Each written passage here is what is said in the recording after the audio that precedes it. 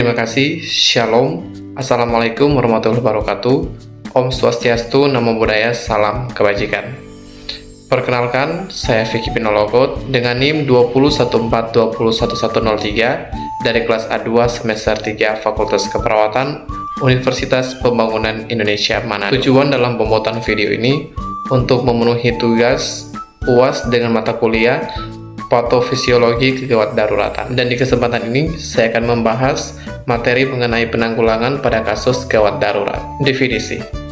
Penanggulangan gawat darurat ini adalah suatu mekanisme pelayanan korban atau pasien gawat darurat yang terintegrasi dan berbasis call center dengan menggunakan kode akses telekomunikasi 119 dengan melibatkan masyarakat. Dan tujuan dalam penanggulangan kasus dalam gawat darurat ini yang pertama, meningkatkan akses dan mutu pelayanan kegawat daruratan serta mempercepat waktu penanganan atau respon time korban pasien gawat darurat dan menurunkan angka kematian dan kecacatan.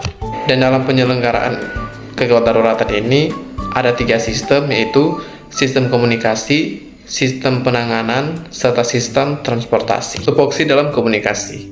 Yang pertama, pemberi informasi dan panduan terhadap penanganan kasus kegawat daruratan. Kedua, Public Safety Center di Dinkes Kabupaten Kota, RS atau lokasi sesuai ketetapan Pemda. Ketiga, pemberi pelayanan korban pasien gawat darurat atau pelapor melalui proses triase atau pemilihan kondisi korban pasien gawat darurat. Pemandu pertolongan pertama, first aid, pengevakuasi korban pasien gawat darurat, serta pengordinasi dengan fasilitas pelayanan kesehatan. Dalam penanganan korban pasien gawat darurat ini ada 3 penanganan. Yang pertama, penanganan prafasilitas pelayanan kesehatan. Tindakan pertolongan terhadap korban pasien gawat darurat yang cepat dan tepat di tempat kejadian sebelum mendapatkan tindakan di fasilitas pelayanan kesehatan.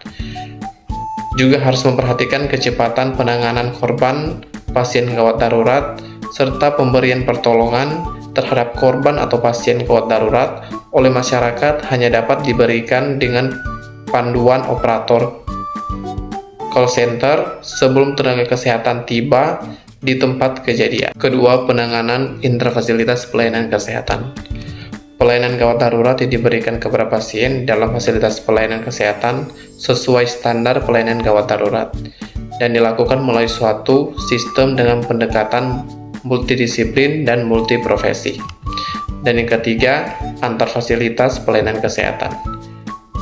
Tindakan rujukan terhadap korban pasien gawat darurat dari satu fasilitas pelayanan kesehatan ke fasilitas pelayanan kesehatan lain yang lebih mampu. Sistem transportasi gawat darurat diselenggarakan oleh PSC atau Fasilitas Pelayanan Kesehatan dengan menggunakan ambulans gawat darurat dan standar dan pelayanan ambulans gawat darurat sesuai dengan ketentuan peraturan perundang-undangan. Dan dalam melakukan asuhan pada kasus kegawat daruratan selalu diawali dengan pengkajian. Dalam pengkajian kegawat daruratan pada umumnya menggunakan pendekatan airway, breathing, dan circulation.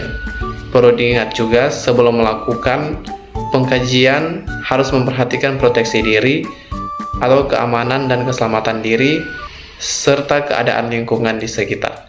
Proteksi diri sangatlah penting dan tujuan untuk melindungi dan mencegah terjadinya penularan dari berbagai penyakit yang dibawa oleh korban. Begitu juga dengan keadaan lingkungan yang harus aman, nyaman, dan mendukung keselamatan baik korban maupun penolong. Dari pembahasan tersebut harus mengingat hal-hal penting, itu yang pertama, sebelum melakukan pengkajian kedaruratan, wajib menggunakan perlindungan diri, universal precaution, serta mempersiapkan alat-alat pengkajian. Dan yang kedua, pengkajian keperawatan kedaruratan pada umumnya menggunakan urutan airway, breathing, dan circulation.